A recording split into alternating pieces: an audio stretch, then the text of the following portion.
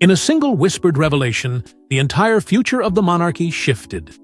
Prince William, heir to the throne, stunned courtiers, family, and the nation when he named Princess Anne as the Queen's true successor, leaving Queen Camilla visibly shaken, and the palace scrambling to contain the fallout.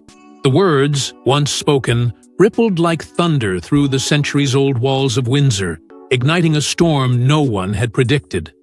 This was not the natural order, not the succession carefully written into protocol, not the script the monarchy had clung to for survival. It was William choosing defiance over silence, truth over diplomacy, and his declaration set fire to the fragile balance that held the House of Windsor together. Whispers spread in minutes, leaping from one hushed corridor to the next. Advisors stiffened, courtiers exchanged alarmed glances, and even those loyal to Camilla felt the earth beneath them crack. The assumption had always been that William would serve as protector of his father's legacy, quietly supporting Charles and, by extension, Camilla's reign.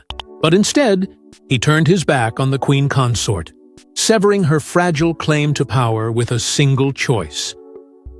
In that moment, William did not simply speak for himself. He invoked the legacy of his grandmother, the weight of the crown, and the voice of a people who had never fully accepted Camilla. The shock was instantaneous, yet it was Camilla's reaction that turned the private revelation into a spectacle. Those present swore her face betrayed more than surprise. It was anger, raw and unfiltered, cloaked hastily in disbelief. She was a woman who had fought for decades to be recognized, only to feel the ground pulled from under her just as she thought. Her place secure. To her, this wasn't just William choosing Anne, it was William erasing her. The symbolism of William's choice was unmistakable. In naming Anne, he wasn't simply elevating his aunt, he was reaching back into the past, tethering the monarchy to Queen Elizabeth's bloodline and her legacy of unshakable duty. For the public, this was not a betrayal. It was vindication, a reaffirmation that the true heart of the monarchy belonged not to those who married under scandal, but to those who carried Elizabeth's unwavering discipline in their very blood. Almost instantly, the outside world caught wind of the news. A leak, deliberate or accidental, carried William's declaration beyond palace walls and into the eager hands of the press. Headlines exploded across front pages, television anchors spoke with urgency, and social media roared with divided voices. Some called it treason against the king and Queen Consort. Others hailed it as the boldest act of loyalty to Elizabeth's legacy since her passing. The country was split, yet united in shock. The debate ignited across Britain in cafes, pubs, and homes. Was William simply protecting the monarchy from further decay? Or had he declared open war on his own stepmother? Was this about loyalty to Anne, or a silent condemnation of Camilla? Even within the palace, the line blurred between destiny and betrayal. To some, William's move was treacherous. To others, it was salvation. And yet, beneath the public frenzy, one truth rang clear. Nothing about this was accidental.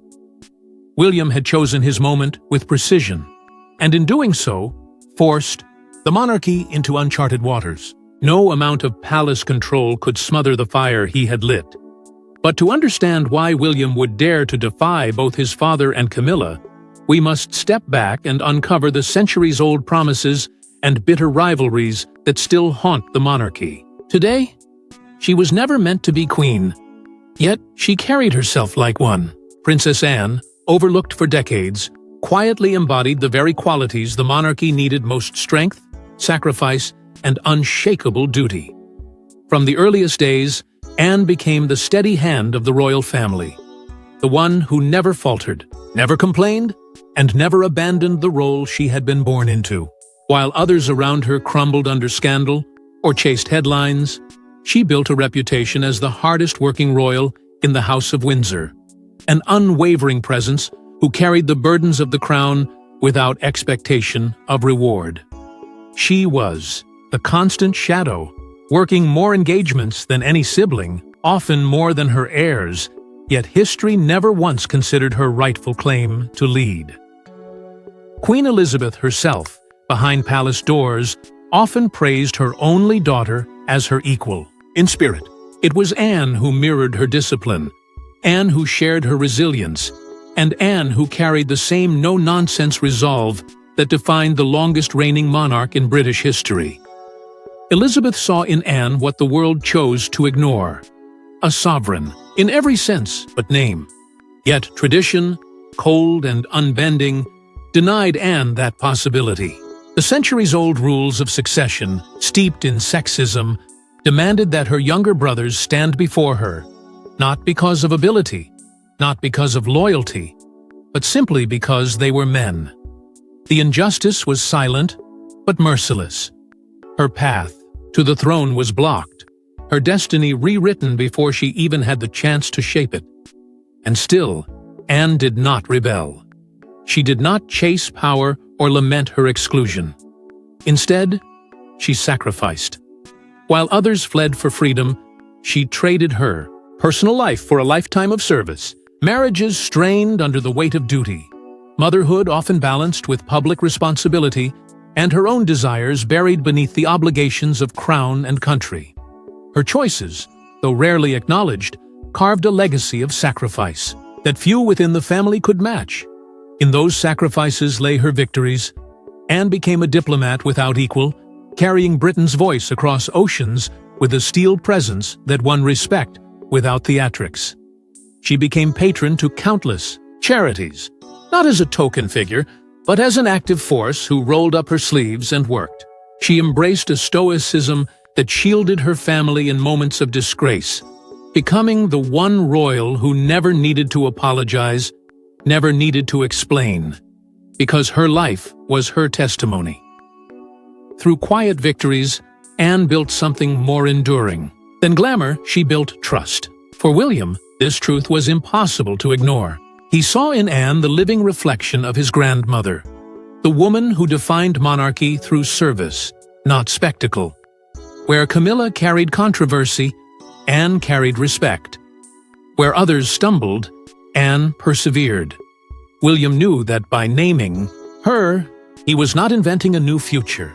He was honoring an old promise, one hidden beneath the weight of forgotten traditions. Anne was the bloodline of Elizabeth, the embodiment of everything Britain once cherished in its queen. And yet, if Anne represents the monarchy's past strength, Camilla symbolizes its deepest controversy, a clash destined to explode once William's words broke the silence. For years, whispers claimed Camilla had secured her crown not through destiny, but through relentless maneuvering. And now, William's declaration ripped open the very foundation of her carefully built reign.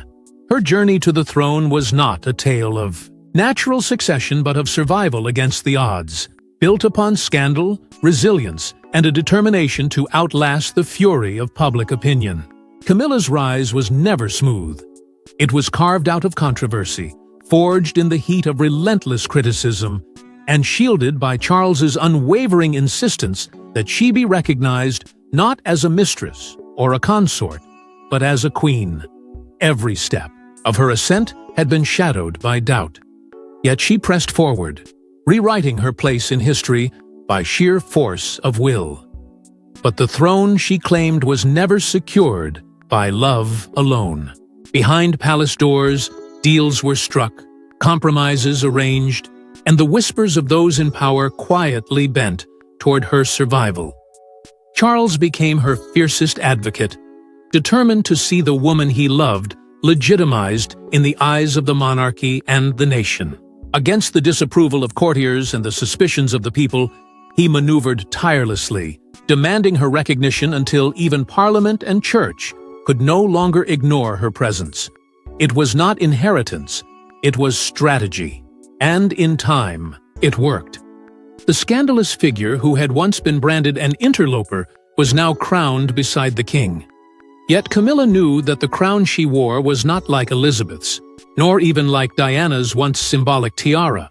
Hers was a crown that carried fractures. a fragile relic held together by persistence rather than reverence. To strengthen her hold, she set about reshaping the palace itself. Allies were carefully chosen.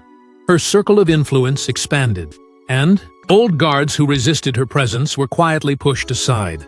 Positions of trust and loyalty were given to those who favored her cause, while detractors found themselves cut off, their voices silenced beneath the growing weight of her authority. In every corner of the court, her hand could be felt. But outside palace gates, distrust clung to her reign like a shadow that refused to fade. No matter how polished her image became, no matter how carefully curated her appearances were, the memory of betrayal haunted her. To many, she was never the people's queen. Only the woman who filled a void in history had not intended her to claim. This quiet hostility was the weakness William's words tore wide open. By naming Anne, he exposed the fragile truth Camilla feared most, that the loyalty of the nation was never truly hers, and perhaps never would be. The sting of his declaration went beyond politics. It was personal. For Camilla, it was a wound carved deep into the identity she had fought to construct. Behind her controlled smile, anger seethed, mingled with a dread she could not conceal, even in private. To be erased, after everything, was unthinkable. The idea that Anne, steady, dutiful, and beloved, might eclipse her once and for all shook her more than any headline or protest ever had. But William's decision wasn't born in a vacuum. Behind it lay a web of secret promises, private letters, and a dying queen's final whispers. In the dim light of Balmoral, Queen Elizabeth II left behind more than memories. She left a coded message, a wish passed only to those she trusted most. And William never forgot it.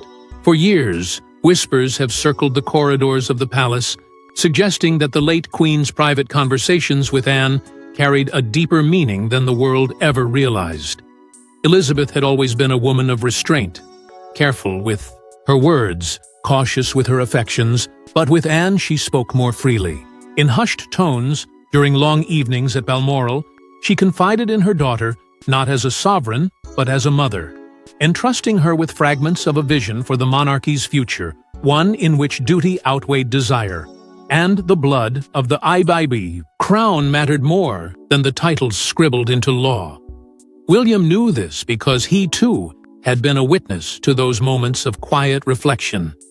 His bond with his grandmother was unlike any other. Elizabeth treated him not merely as a grandson, but as the heir she believed must carry the spirit of monarchy into uncertain times. She guided him with parables drawn from history, with warnings about betrayal, and with praise for those who served, without applause.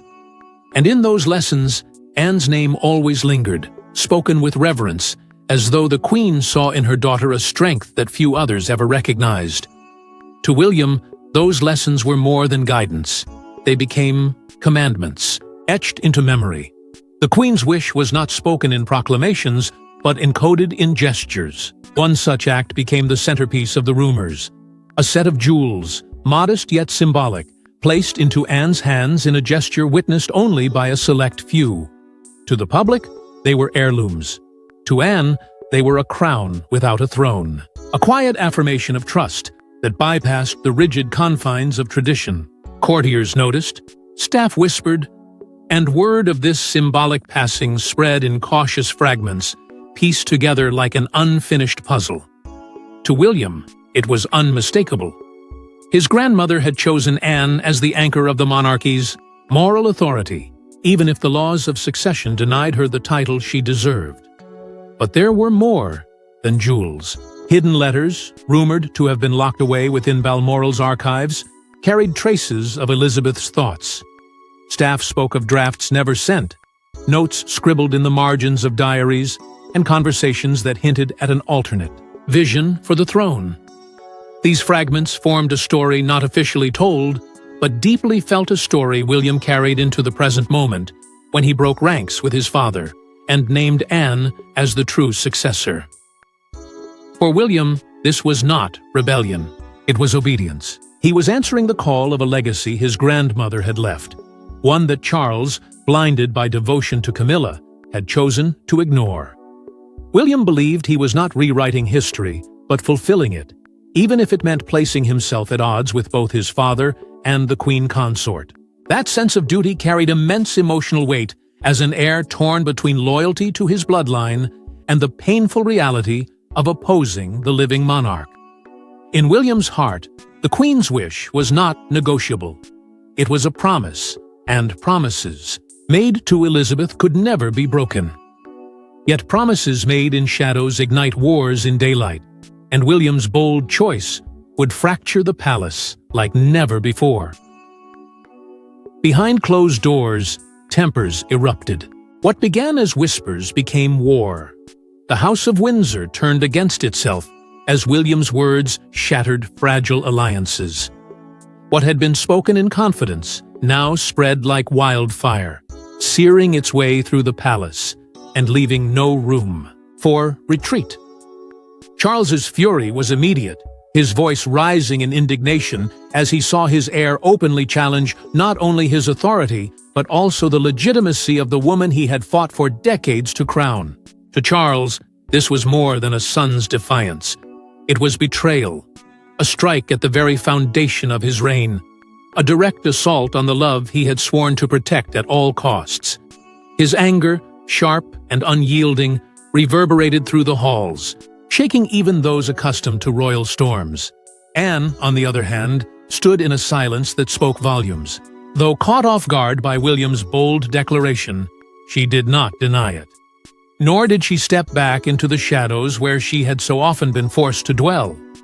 Her refusal to contradict William was itself a statement, a quiet acknowledgement that his words carried an echo of truth she could not dismiss. For once, the forgotten daughter of Elizabeth was thrust into the blinding center of succession, and though she had not sought it, her composure suggested she would not shrink from it either. Yet the silence that rang loudest was Harry's. His absence from the fray became an ominous void that fueled endless speculation. Was he waiting, calculating, deciding where his allegiance would fall? His refusal to comment gave ammunition to every theory. Some whispered he was quietly pleased to see Camilla weakened. Others believed he was biding his time to strike back at the family that had cast him aside. The lack of clarity only heightened the sense of chaos, his shadow looming over a crisis that deepened by the hour. Inside the palace, courtiers scrambled, in desperation. Their mission was simple: contain the story before it spilled beyond the gates. But the walls of Windsor had never been airtight, and this time they cracked wide open. Despite frantic phone calls, frantic edits to official statements, and whispered appeals for silence, the truth slipped into the hands of journalists who could barely contain their glee. Within hours, the outside world knew everything, and the storm could no longer be controlled. The streets of Britain responded with a roar. Protesters gathered at palaces, placards raised, voices echoing a new rallying cry, "Anne for Queen." Social media burned with hashtags, images, and fiery debates. The monarchy, once carefully polished to project unity, now looked fractured, bruised, and on the verge of collapse. The people's verdict was clear. Camilla's claim was not beyond question, and William's words had awoken a tide that no palace aid could suppress. And then came the confrontation that would mark the breaking point. Camilla, no longer able to mask her fury, sought William in private. The words exchanged were sharp, bitter, and unrestrained. She accused him of betrayal, of humiliating his father, of dragging the monarchy into disarray. William, calm but unyielding, reminded her that his loyalty was not to her crown, but to the promise of his grandmother, and to the people who deserved a monarch they could believe in. It was a clash of iron wills, one that left scars too deep to heal, and ensured that the rift within the family would not close again. But even as the family tore itself apart, Anne herself emerged not as a victim, but as a reluctant figure pulled into destiny's fire. She never sought power. Yet suddenly, Anne found herself standing where she once believed she'd never belong, at the very heart of a throne room drenched in ghosts. For decades, she had built her life around service, not ambition, carving out a role defined by relentless work rather than pursuit of authority. She had always considered herself a soldier of duty, not a monarch in waiting. And yet, William's declaration dragged her into a place she never imagined, forcing her to confront a destiny she neither chased nor wanted. The irony was unmistakable. The sister long overlooked was now the one upon whom the future seemed to rest. In quiet conversations with William, Anne voiced what she rarely allowed the public to hear: fear. She feared that by accepting even the suggestion of succession, she would be doomed to relive the endless sacrifices her mother endured. Elizabeth had carried the burden of sovereignty with grace, but at a cost that few could understand.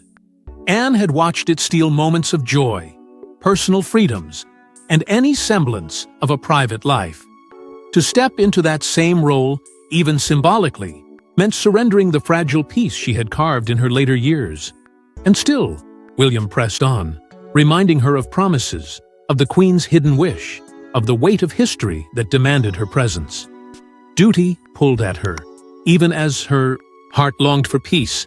The world's eyes now turned to her, measuring her silence, interpreting her composure. She knew that refusal would fracture William's bold stand, but acceptance meant placing herself directly into the storm.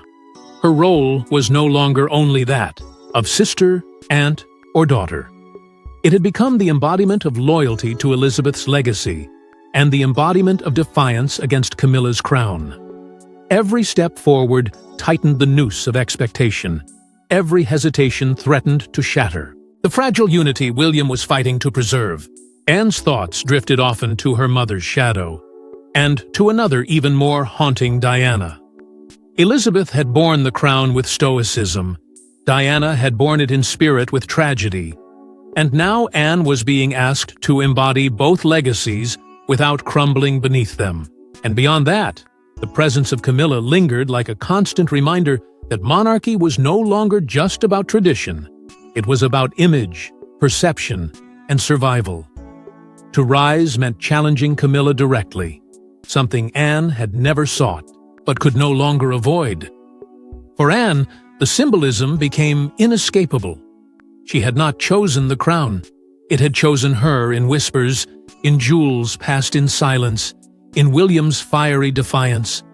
The crown was less a gift than a burden, dragging her into a role where the cost was as great as the honor. She stood torn, her loyalty to her family clashing violently with her duty to the people, her yearning for peace colliding with the destiny thrust upon her shoulders. And while Anne wrestled with destiny, Camilla plotted in silence, determined to crush the storm before it consumed her crown. If William thought his words would end Camilla's reign, he underestimated her fury. For Camilla was not stepping aside, she was preparing for battle. The Queen Consort, humiliated by William's declaration and shaken by the tide of public opinion, refused to become a footnote in royal history. Her crown, won after decades of struggle, betrayal, and reinvention, was not something she would quietly surrender. Behind the polished smiles she displayed to the cameras, she began weaving her counterattack in shadows, calling upon allies and strategies forged long before. William dared to speak against her. Her first move was quiet but deliberate. Secret meetings with sympathetic figures in Parliament. Over quiet dinners and whispered exchanges, Camilla pressed the argument that William's bold declaration was dangerous to the monarchy's stability. She painted herself not as an intruder, but as a protector of tradition, warning that elevating Anne would drag the monarchy back into outdated customs. To those willing to listen, she positioned herself as the only one capable of balancing Charles's frailty and William's recklessness. She spoke not of loyalty, but of survival, and her words struck chords with those who feared chaos more than scandal. At the same time, the press became her weapon. Carefully orchestrated leaks cast William as impulsive and irresponsible, a man too emotional to safeguard the monarchy. Reports began to circulate portraying Anne as dignified but outdated, a relic of a bygone era who lacked the modernity needed to carry the institution forward. These stories, crafted in corridors of influence, were meant to erode public trust and remind the people that the monarchy's survival depended not on sentiment, but on strategy. For a brief moment, the narrative shifted, and Camilla looked as though she had regained her footing, yet within the palace her grip was slipping. Her desperate attempts to sway Charles back into her full defense revealed cracks that had long been hidden. Charles, torn between his devotion to his wife and the haunting words of his heir, faltered. His reluctance to strike down William outright revealed a painful truth that even the king could not silence the echoes of Elizabeth's legacy or the loyalty Anne inspired. For Camilla, this hesitation was betrayal cloaked in silence, and it fueled her determination to fight harder, to claw back control no matter the cost. In public, she doubled down, staging appearances designed to display strength. Yet behind the carefully chosen outfits and practiced smiles, the strain was visible. Every misstep, every awkward pause became ammunition for those who doubted her. Instead of projecting unshakable authority, these moments betrayed the cracks beneath the surface, proving that even her confidence was built upon fragile ground. And so, she turned inward, summoning the loyalty of her children. Tom and Laura, long kept in the shadows of the monarchy, were now pulled closer, their mother demanding that they rally to her side. She envisioned them not as heirs to thrones, but as defenders of her crown, her bloodline elevated through loyalty if not by law. To those within her circle, it became clear Camilla would not allow herself to be erased. If she could not secure her legacy through tradition, she would secure it through sheer defiance. The chilling truth emerged in whispers around the palace. Camilla would burn everything before she allowed Anne to take her place. This was no longer about survival. It was about vengeance, pride, and the refusal to yield even an inch of the ground she had fought so long to claim. But destiny has its own timetable, and when William made his final move, there was no going back. What began in naivete whispers ended in thunder. William stepped forward before the nation and confirmed what few believed he'd dare to say. In daylight, Anne was the rightful successor. The moment was electrifying, not because it was expected, but because it was unthinkable. For weeks, his words had lived in secrecy, buried within the corridors of Windsor, but now he chose the most public of stages to make them undeniable. Before dignitaries, cameras, and a watching world, William broke centuries of silence and laid bare a truth that carried the force of revolution. He did not hesitate. He did not stammer. He spoke with the clarity of a man who believed he was carrying the will of the people and the legacy of his grandmother. The silence that followed was deafening. Crowds frozen in disbelief, press stunned into momentary quiet. Even his own family locked in place as if struck by lightning. The shock was palpable. How could the heir to the throne undermine the Queen Consort so openly? But silence never lasts long in the storm of history. Within seconds, the stillness gave way to something far more powerful. Cheers. They erupted like a tidal wave, shaking the air with cries that confirmed William was not alone. Thousands of voices, rising in unison, chanted Anne's name as if she had already been crowned. The air trembled with the sound of a people who had long been waiting for someone to speak what they felt, but never dared to declare. The power of the moment deepened when William moved not toward Camilla, but toward Anne. Standing firmly at her side, he made the symbolism clear for all to see. The future he envisioned did not include Camilla.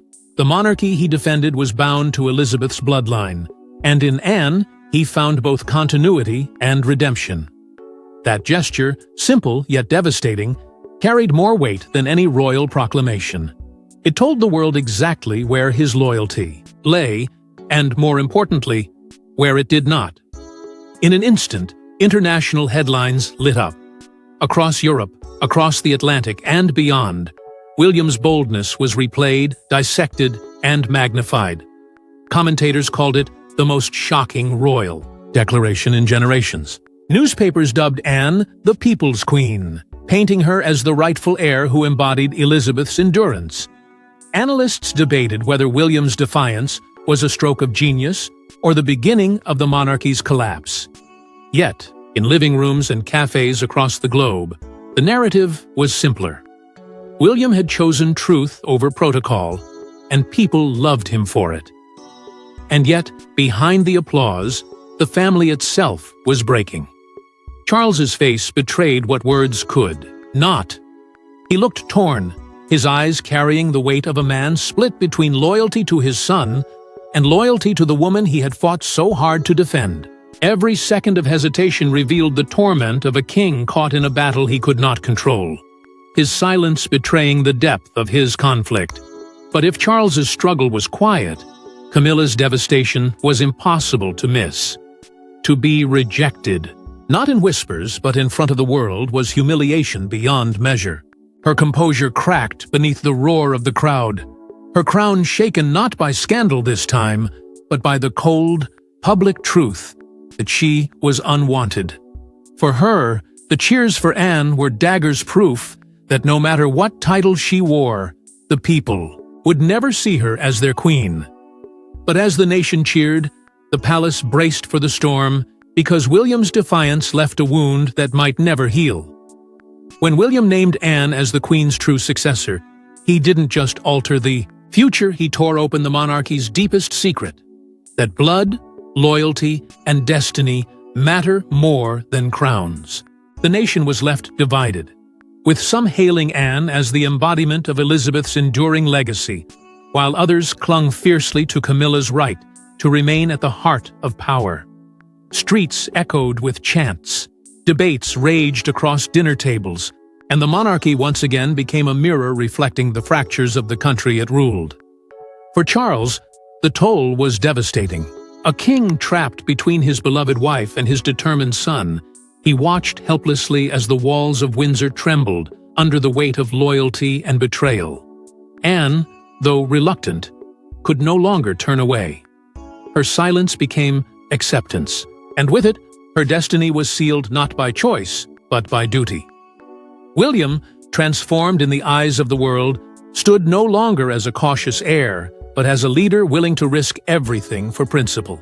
And Camilla, once triumphant in her ascent, found her legacy eclipsed by a single declaration that stripped her crown of meaning. The monarchy was fractured, its scars undeniable, yet within that fracture lay the promise of rebirth and institution, reshaped by defiance, bound now to Anne through William's unflinching courage. And as Britain looked to its future, one truth became undeniable. The crown no longer belonged to Camilla.